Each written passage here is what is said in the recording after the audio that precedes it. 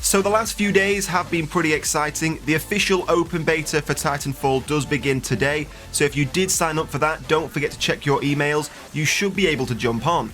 Now, I've put about 10 hours into that already, and trust me, you have a lot to look forward to with that beta. It's a really fun game, so expect to see a lot more of that on my channel in the future. But not only that, we now have a lot more information regarding the next big DLC for Battlefield 4, Naval Strike. Now, on the official Battlefield website, we do get a little bit more information about this DLC. We have 4 maps again, and those 4 map names are the names we speculated in a video a few weeks ago. So, as we've seen before, all those names we see a few weeks early that seem to leak out do normally turn out to be the truth. So we have Lost Islands, Nansha Strike, Wavebreaker, and Operation Mortar. So all of those map names were the correct ones we speculated a few weeks ago. Now, the description of this DLC says 4 new maps all set in the South China Sea. Blow open a crashed passenger plane, capture fishing villages across tropical Lost Islands, drop a submarine on your foes as you infiltrate a naval base, or rush between shipping docks and rocky islands on the massive Wavebreaker map. We've also been told we're going to see the biggest open stretch of water on any Battlefield map to date with Nansha Strike. So this seems to be the map we're going to see most of the naval combat taking place on.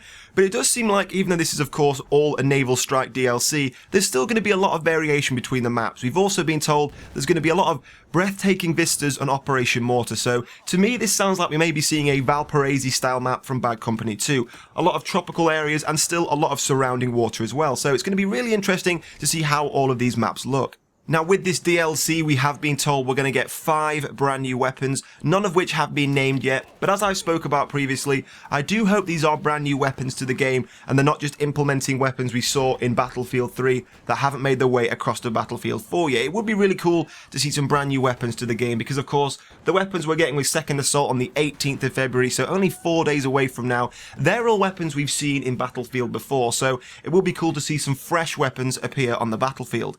Now, whilst we haven't been told much about the 5 new weapons, we have been told about the 2 additional gadgets. The first is called the 3GL, or 3 Grenade Launcher, and this is an attachment for the Assault class. Now, in real life, this is a weapon that can be attached to the bottom of an assault rifle, or it is a standalone grenade launcher, and it's something you see often used by riot police to fire tear gas or smoke grenades into the crowd. So, I don't know how it really differs from the normal smoke grenade launcher or grenade launcher we have in Battlefield 4 at the moment, but it's going to be interesting to see how that can be implemented. Now, as well as that, we also have an anti-helicopter mine described as an aircraft disabling projectile for the Engineer class. Now, the word projectile makes this sound like some type of rocket, and I was discussing this with Jack Frags last night, and what we've come to think is it's actually just a mine in the ground. If a helicopter flies low enough, it will detonate and the explosion goes high enough into the air to do some serious damage to a helicopter.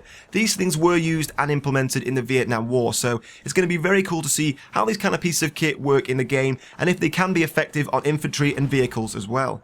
Now, we are going to see the introduction of a brand new vehicle with this DLC, the Amphibious Hovercraft. Now, from reading the description of this DLC, as I said, there seems to be a lot of land mixed in with a lot of water, so an Amphibious Hovercraft does seem to make sense. Of course, they move around on a cushion of air, they can float across the water very, very quickly, up onto the land, and continue moving very fast. So, they're going to be a vehicle that will get you around land and sea very quickly, and they do sound like they'll be a lot of fun.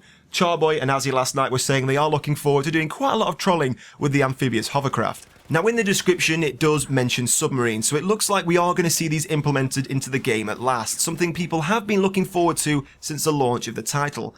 Now, I don't think these are going to be pilotable vehicles. I think they're going to operate very similar to the AC-130 on other maps. If you capture a certain flag, maybe a naval base, you can then command the submarine and you can fire maybe surface-to-air missiles, take out enemy aircraft, or maybe torpedoes and take out enemy ships. But I definitely don't think this is going to be a pilotable vehicle. I think it will move around on a certain track, and all you can do is operate the weaponry. So a very similar system that we see with the AC-130. Now, finally, the most exciting piece of news is we're eventually seeing the return of Titan mode from Battlefield 2142, easily the most anticipated and requested feature to be brought back into the Battlefield series.